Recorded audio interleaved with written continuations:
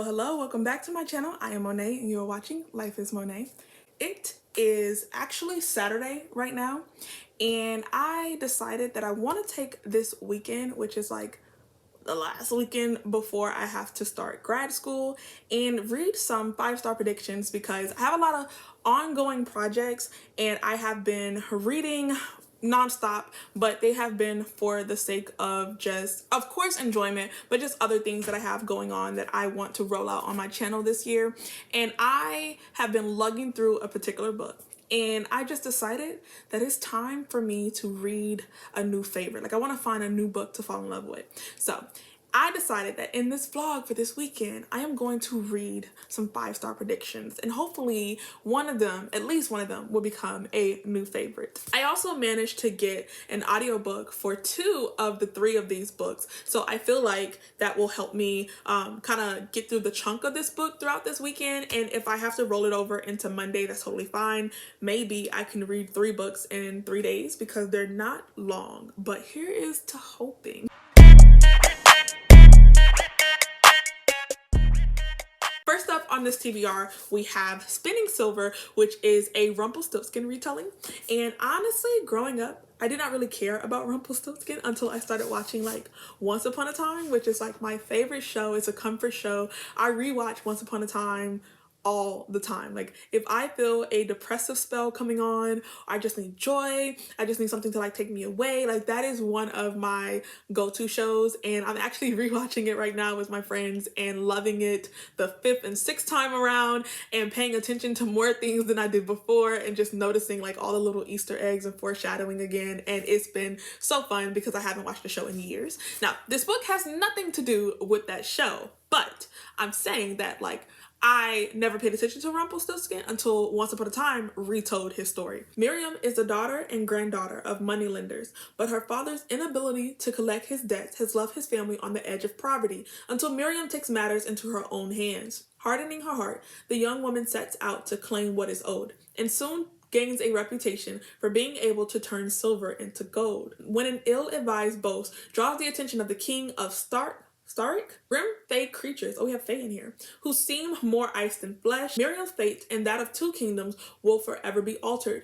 She will face an impossible challenge, and along with 2 unlikely allies, uncover a secret that threatens to consume the lands of humans and Starik alike. I know that Naomi Novik is a very famous author, but this is like what I see that people love the most, and from what I've heard about it, it makes me feel like I'm going to really love it. And I also think that it may be set in a cold setting, I'm not sure, but I've heard that it is very atmospheric. I kind of want to read Uprooted, but people generally hate Uprooted, and I don't want that to turn me away from possibly loving this. So we're going to read this one first before we try Uprooted. The next book we have is the Betrayals. This follows a character who used to study at this prestigious all-boys school for math, music, poetry, and arts and philosophy. And then Leo Martin, something happens at the school where he leaves and he decides to go into the world of politics. But as a politician, I think years down the road, something happens and he has to be exiled and he has to leave the world of politics. So they decide to send him back to the school that he used to study at before he became a politician, to just exile him back to like where he came from. And when he returns to the school, it is very different from how it used to be before, and it is run by a female, which is something that has never happened before. And he swears that he knows her and that he's seen her before, but they have never met, and she swears that they have never met. Now, I have heard that this book has 2 POVs, so I'm very interested in that. I've heard great things about the prose and the writing, and it seems to be centered around a lost memory, and that element in a book generally ties me to the story a lot. I am always interested in reading stories where we're trying to like learn and unravel stuff about the main character. I generally really enjoy those books, just going on the journey with them, trying to figure out what it is about their past that they can't really remember and why they can't remember it. Sticking with the themes of memory, this author also wrote a book called The Binding. Every review that I see for this book is just amazing. They are glorifying it, and the synopsis sounds so perfect for me. I'm like, this is the one that I'm most excited about for this vlog, and it's the one that I'm gonna read first. We're following this character. His name is Emmett. Emmett gets really, really sick, and something starts happening to him where he starts suffering like these fainting spells, and he starts like blacking out, and he's aggressive, and he just keeps losing track of time and just, you know, lashing out at those around him. And one day he gets this letter from the local binder, a book binder, and she decides that she wants an apprentice and she wants Emmett to become her apprentice. And the family basically says, like, we don't want to send you, but you have to go. But in this world, it's kind of like an alternate history, and I'm not exactly sure about the time period, but I know that it's centered around like the Crusades. He's terrified to go and like be this lady's apprentice because bookbinders is kind of like a bad omen. No one really likes them. They're ostracized in the community and they're typically targeted. And so he has no idea what it is about books, why they've been banned, why people hate them, and how he's supposed to go and be this bookbinder and bind books when it's actually illegal and he was never allowed to read them or touch them growing up. And one day he discovers that there is a book with his name on it. I also recently found out that this book is queer. There's going to be a romance in here and it is going to be a queer romance, so I'm even more excited about that. I've also heard like Bridget Collins' writing as a whole is just very whimsy and fantastical and just enchanting, and the love and praise that people have for this book, like this is so many people's all-time favorite book, and I would love for it to be mine as well because it sounds like it was literally written for me. This is our TBR for this weekend. We're going to be reading The Betrayals and The Binding, both by Bridget Collins, and we're going to be reading Spinning Silver. I'm actually going to start doing some sprints with my friends right now to make a dent in this book because it is 5:50 p.m. So it's literally like 6 o'clock in the evening and I need to put as much of a dent into these books as possible. I am back. It is officially 10:53 at night. I've been listening to the audio of this book on and off all day in between filming and cooking and cleaning and just all this other stuff that I had going on. It was actually a very busy day. But yeah, the audio for this, I highly recommend. The narrator has like this Highlander accent that just sounds perfect for this story, and I have had a good time just listening to his voice. I am 150 pages into this book, and it looks like there are 435. I knew that it had magical realism, and I think that I assumed that it was going to be more whimsy, more fantastical. I thought that it was going to have more fantasy in it, and it does not have that much fantasy. It is, I don't know how to describe it. Our main character, these fever dreams that he is experiencing, it feels like the reader is experiencing them as well. Like we're reading a fever dream because everything that he is learning and experiencing is slipping through his fingers and it is extremely elusive, and it feels like that to the reader too. So like you're trying to make sense of it the way that he's trying to make sense of it, but it's all hazy and foggy, and I actually really enjoy that because it is making me more gripped by the book. I am interested. It is one mystery after another. So with our main character, Emmett, these fever spells or like these moments where he blacks out and he like becomes aggressive, it is triggered sometimes by him being overwhelmed or him coming in contact with something that has an extreme effect on him, but he doesn't know why. It makes him cautious with asking questions because he's nervous that the answers that he might get might cause him to go into these like fainting spells and like blackout periods. And so I'm at this point where I'm like, I want him to ask more questions, but I also know that like when he's overwhelmed, for some reason he is triggered into like these entire episodes, and it is very interesting. Now the book binding element is also very interesting because we do have this alternate history that is centered around the Crusades, but in this book they started targeting binders because they were basically treated as like witches or like people who had like magical witchcraft. They were just targeted because people were like afraid of what it was that they were doing. And the person who takes him in and like takes him as an apprentice is technically old-fashioned, and so the reputation that binders have are because of like this new age binding kind of thing, and like the new generation that are like turning a profit and making money, and like for her they're taking away the sanctity and like what makes it sacred. And so she is not giving him a lot of information at one time because she feels like she needs to take baby steps with him. He's learning kind of like a little bit about the book binding, but he still does not know what books really do. He doesn't understand the full scale of it. But as we discover more about the ability for people to bind their memories into books, it is usually something very dark, very grim. So I would check out the trigger warnings for that. Now these post-traumatic memories and experiences does not necessarily happen on page, but we've had quite a few times where girls have come wanting to get rid of memories that are just, you know, plaguing them, bothering them. They want to forget about it. And so we have his master, which is Seraph, who basically takes these books, she binds the memories in them, she keeps them in the vault, and she's very, very dutiful and loyal to keeping those memories safe. And we also discovered that if something was to happen to the books, like if they were to be set on fire, the memories that are bounded in them will go back to the person who lost their memory. So they won't necessarily die, but like they'll get their memories back. And she takes that very seriously because the people who brought these memories wanted to get rid of them. Now the new age binders, they are turning, like I said, a profit for these memories, because when you bind a memory to a book, it puts words on the page, like the memory is literally in the book. And these high-end nobles who have like a kink or like a sinister trait about them, they are purchasing these books with these horrific memories just for entertainment, just to read a good book. So even though, and so yes, we, in our world, we read books for entertainment, and sometimes books can contain heavier topics, but in the binding, these are real stories. So they are getting a kick and an amusement out of someone's deepest, darkest experiences. And so now our main character, Emmett, who still does not have a lot of answers to any of his questions, he still does not know why he is triggered by a lot of things. In particular, this one character by the name of Lucien Darnay.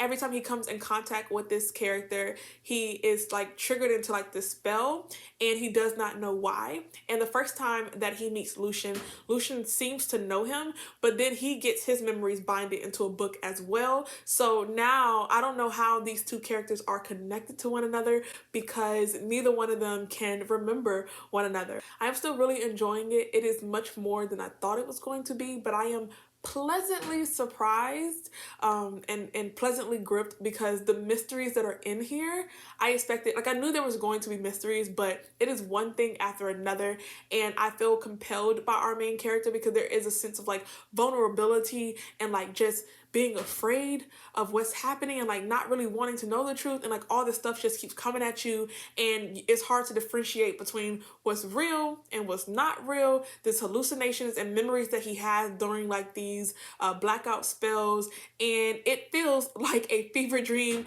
and there is a sense of overwhelmment for our main character and a little bit of overwhelmment for our reader too, because like so much is happening. It's very enticing, it's very gripping, and I have to say that like I am still having a good time, even though it is very different than I thought it was going to be. So I just finished the binding, and I don't know what to rate it. I don't remember when the shift happened, maybe like 50% into the book, or like a little over halfway through the book, we had a significant like shift in the plot, and the romance in this book became very much the center point of it, and it was very like messy. I did find the romance to be very intriguing. It had so many like complexities to it. Also with the binding aspect in the book, it became very dark, very grim, very gothic, and I was not expecting that as well.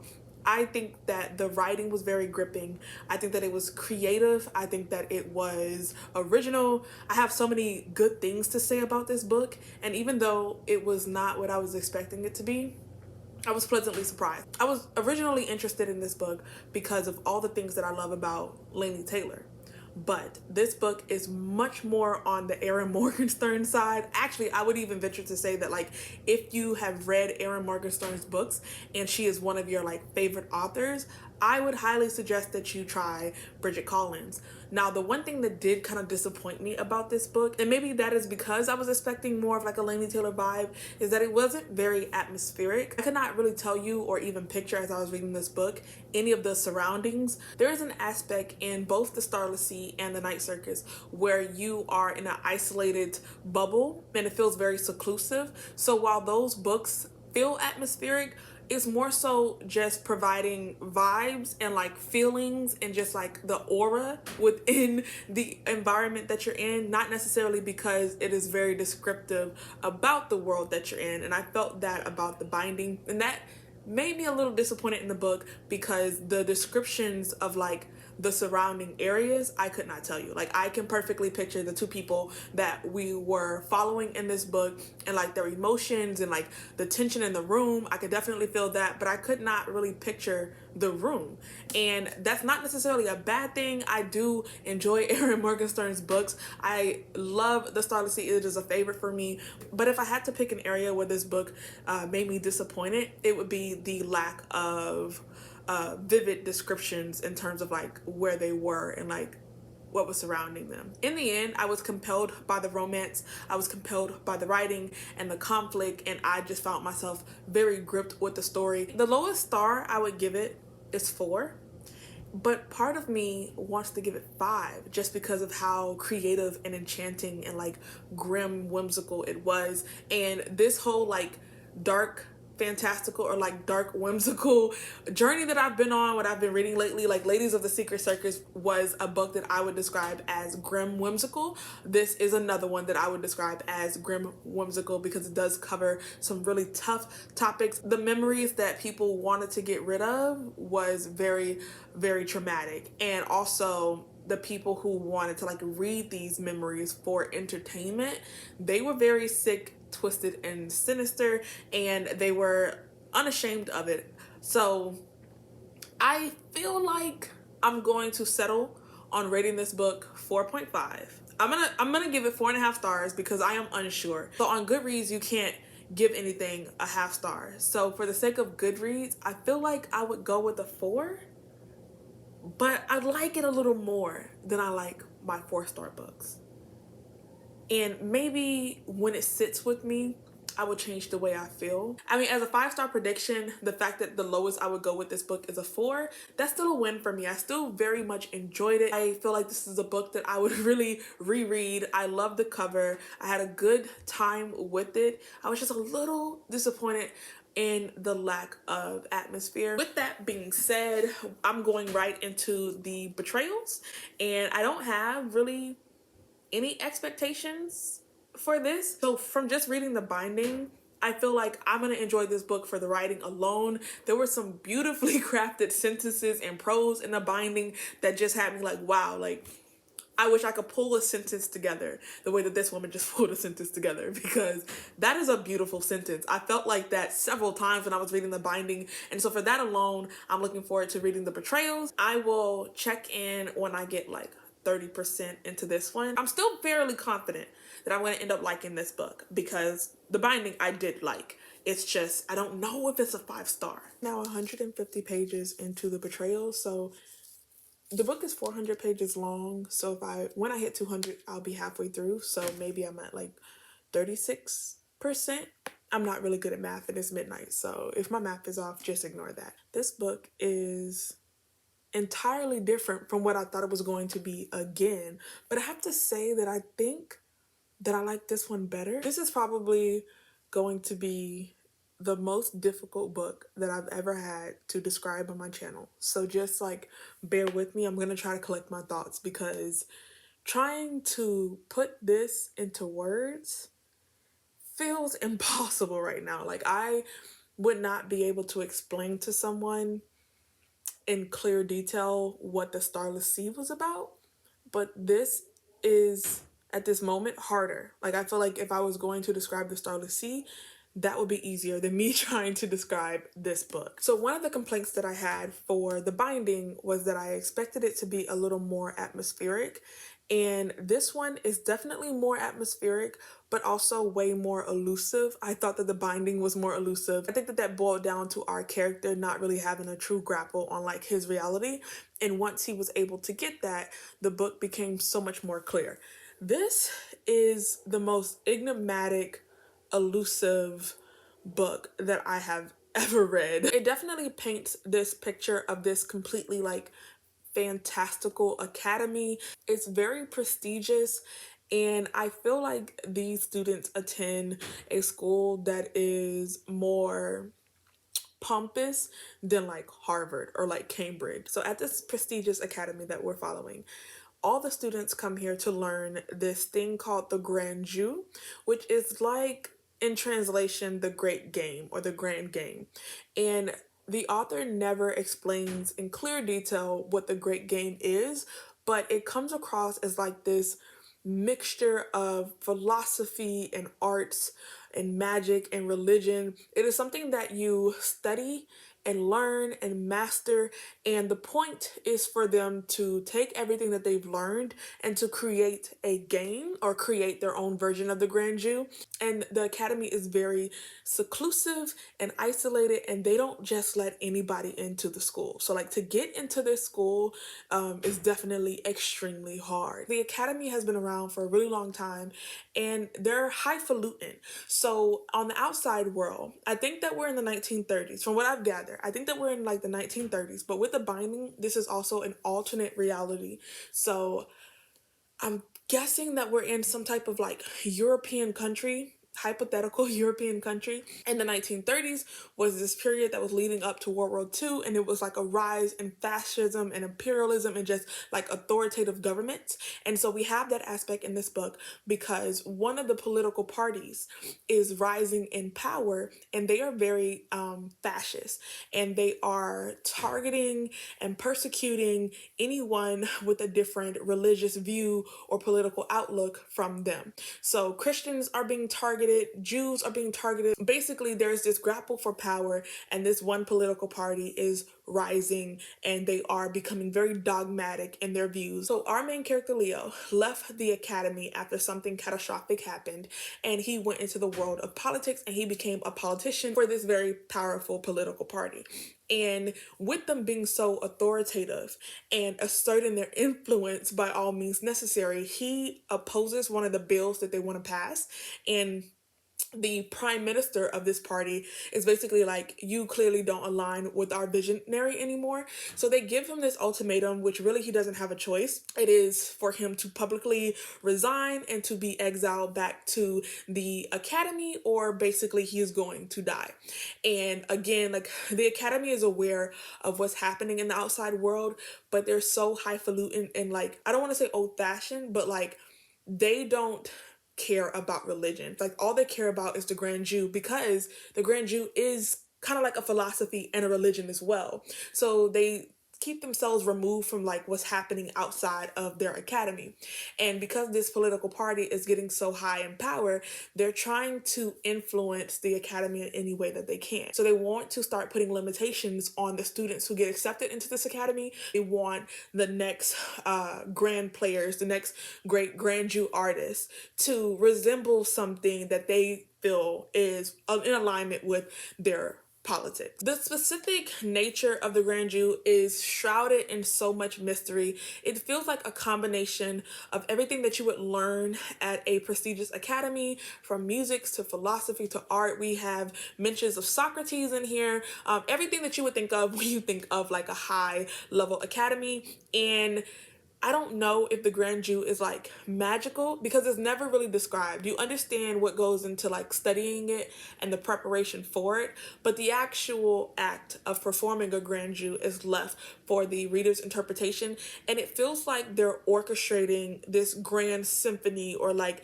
this Shakespearean play. Like it feels like they're cultivating this composition or like piece. I know it's really hard to describe because I can't really put it in words, but yeah, you understand everything that they're learning and the setup of the academy and the politics and the students, and like they're perfectly cocky and they seem very intelligent, but the actual act of the Grand Jeu is like so hard to describe because she does not actually describe it. So after our main character Leo is sent back to the Grand Jeu, he meets the first kind of like magister or like teacher that is a female at this university, and they have this type of link or connection, but he can't quite put his finger on it.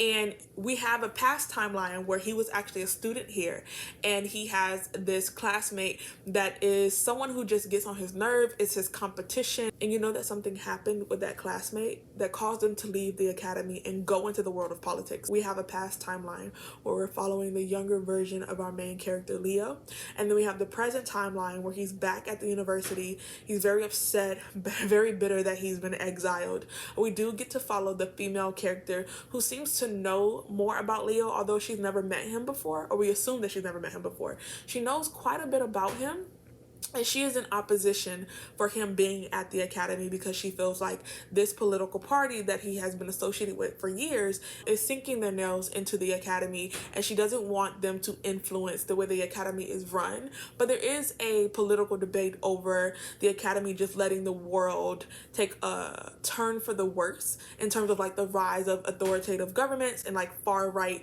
views and people being persecuted and targeted and killed and exiled, but they have this history of just never getting involved. And so now there is a debate between like the board members of this academy. So that is very interesting to follow. It is so creative and so elusive, so eccentric, and I'm just having such a good time following our characters. I love the past timeline right now and watching Leo go through all these different courses, and he is a character that is battling between this philosophy and like truly believing in the Grand Jew. And the Grand Jew is something that is so magical that it doesn't feel tangible to him. And so he challenges that a lot.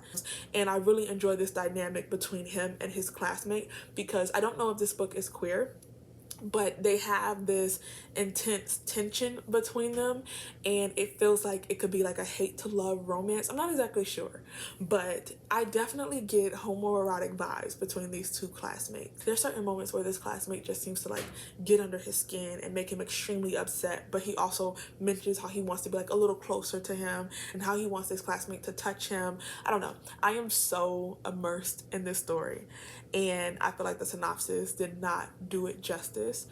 This is, I know that I mentioned that the binding reminded me so much more of Erin Morgenstern's writing, but this for sure gives me vibes of like Erin Morgenstern, especially The Night Circus. In The Night Circus, you don't know what the competition is. You don't know when the competition is. You just know that your two characters that you're following need to prepare for this competition, and the loser will die. Like, I really enjoy this academy aspect, and I don't know if I would call it like a dark academia, but like a magical, elusive school that like cultivates this mixture of like arcane sciences and arcane philosophy, and using it to create something so grand and like calling it the Great Game.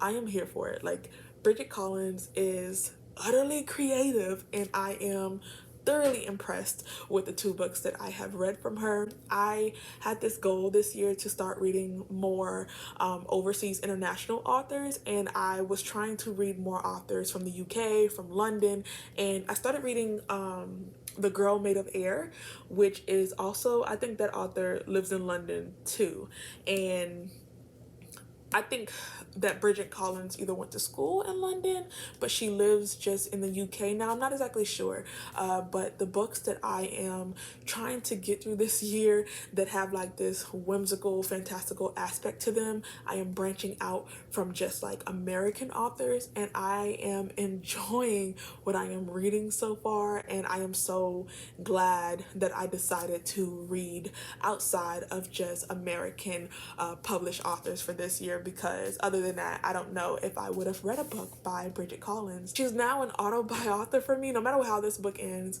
she's an auto-author for me. I'm gonna purchase whatever she puts out. I think The Binding came out in 2019. The Betrayals came out in 2021, so I'm hoping that we get something from her in 2023, 2024. I don't know. I will very much be looking forward to it, because the writing is amazing, the creativity, the thought process, like the ability to create this world and also still make it elusive. Like, it feels like you see this story and it's somehow like slipping through your fingers like water. If you're someone who needs to clearly understand point A, B, C, and D, 1, 2, 3 of your books, I don't know that this author is going to be someone for you, but also Erin Morgenstern isn't going to be for you either, because she doesn't write like that. I feel like I'm going to end up liking this one more than The Binding. Yeah, so this actually might be a 5-star. Okay, I have officially finished The Betrayals. This was such a dazzling experience. I can't even put into words how much I love this book. The romance was perfect. The way that this author addressed fluid sexuality, sexism, persecution of others. This book is definitely going to be a contender for my best of the year. And I say that with full confidence, knowing how early in the year it still is. I am so glad that I read this book. This book reminded me of everything I love about an enchanting reading experience, and just being so submersed into a world that you swear you are there. I am forever grateful for this idea of this arcane academy and the Grand Jew and just everything that came with that. It ended on such a bittersweet note, and I have no words. This is a new favorite. I give this a full 5 stars, and now that like I am done with the binding, I look back on that and have like so many moments where I'm just like, I really enjoyed this about that book. And even though it was not what I expected it to be, that is still a solid book. And the general consensus is that the binding is such a beloved work by her, and this one, although it is really good and people did enjoy it, they just had this emotional connection to the binding more. And I can completely see why fans would prefer the binding over the Betrayals. But for me personally, this book gave me everything and so much more that I was not expecting. The freaking creativity and like originality, I will never be able to get over. The sentences and like the way she puts words together as if like they were always meant to be side by side. Like, I'm going to be thinking about this book all year. It is definitely a book that I know I will reread several times, just because it is so elusive and so enigmatic, and like I feel like I would pick up on certain things the more times that I read it, because it's not something that you can really grasp. These students of the academy, when they leave, what they leave with, their outlooks, their perspectives, the people that they were when they first came to the school versus the people that they are when they leave. There is a twist. I didn't even talk about that. There is a twist in this book that was done so well. Like, I knew that there was going to be a twist because I felt like there was a setup. And that is with me being like a compulsive reader throughout the year. But I do think that the twist in this book is done so subtle that if you do not anticipate it, like, it wouldn't even be a fault to the reader, because the way that the groundwork is laying out is like, you would not even notice. It is so like minute. But I felt like we were coming up to like this point in the book where we were going to have a twist. And so I kept trying to pick up clues along the way to try to guess what this twist was going to be. And even with me knowing that a twist was coming, I still got it wrong. 5 stars, top of the year, highly recommend either the binding or the Betrayals, whichever one sounds better to you. No matter what happens with Spinning Silver, this vlog will be a success, and it is giving me much more confidence with my book purchases, because I usually purchase books on a whim and I just go off of feeling and I go off vibes. I shop off vibes, so it should be no surprise to my readers that some of my favorite books are vibes only. So I just got a little bit of book mail, and this was the last purchase that I was able to purchase before my book buying restriction. And I'm so glad, because I finally got the new covers of Guild. Covers are so gorgeous, like Under the Dust Jacket. Literally my favorite books right now. I am so glad I was able to grab these before I went against my restriction to purchase them. I am now, let me see where I am.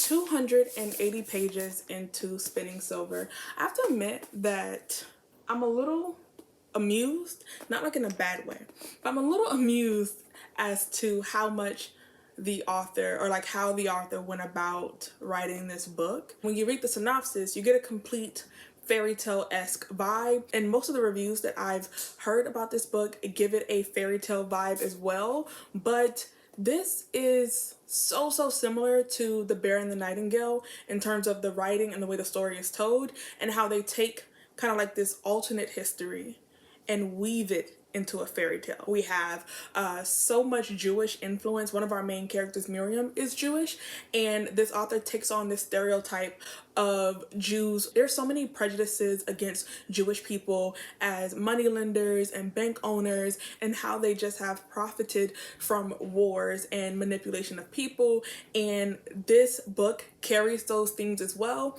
I also really am enjoying how no matter what's happening in the world, our Jewish main main character is resolute to sticking to her Jewish traditions and heritage and honoring Sabbat and just all these different Jewish holidays. So Miriam is balancing this delicate balance between her religion and her faith and like the reality of her world. And I also really enjoy how this author took skill, like if you have a knack for something, a knack for numbers, a knack for just analyzing things with like a bird's eye view, and how that can translate to this magical ability in a fairy tale. So I feel like this is another book like The Bear and the Nightingale that will help you understand myths and folklore and like literally hold your hand to get you like a grasp of what's happening, because you start in like this alternate history.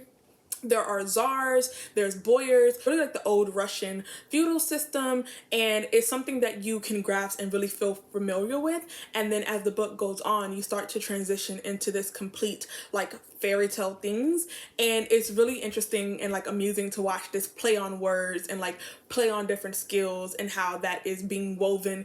Silver is being woven into gold. Our main characters, our women, are being woven into these mythological folklore characters. There is strong feminism commentary in this book because each of our three main characters are at the mercy of men, and they are expected to capitulate to men and just always surrender and just do and handle situations that are just handed down to them. I am enjoying this book. I think that it is beautifully written and I have so many good things to say about it. However, I am not emotionally invested.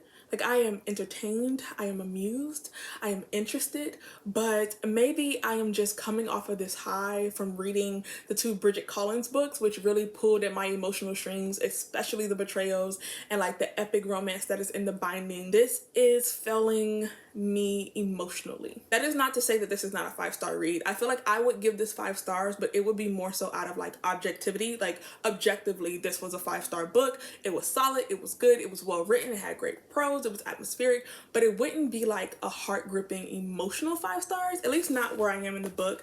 And I think I'm like maybe 60%, coming up on 60% in the book. Still a good book though. Still feel like I'm gonna give it 5 stars. I have finished Spinning Silver and I ended up giving it a 4 out of 5 stars.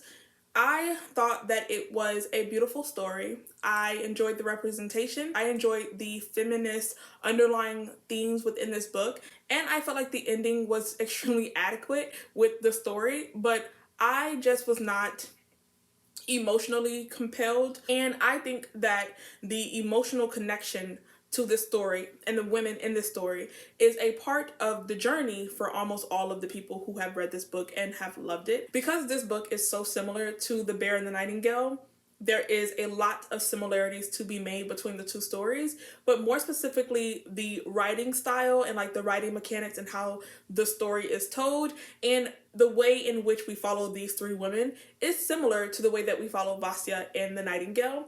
And that was kind of like my baseline for when I was reading this book. And so because I have seen this writing style, this writing prose, and like the mechanics of this story before, telling a very similar story, and I was emotionally compelled with that book in a way that I wasn't with this one, lets me know that in the end, it was just the book itself that fell a little flat for me. And like, I guess just this particular book that fell a little flat for me. So I ended up giving it a 4 out of 5. Still enjoyed it. But if I'm going to be honest, part of me giving a book 5 stars is usually because I had some type of emotional connection to the story, and that just was not true for this one. Overall, with the 3 books that we have read in this vlog, I am going to call this vlog a win because none of these books got lower than a 4-star. All of these books I would reread, and I did enjoy a significant amount. I still love The Betrayals, but as the days go by,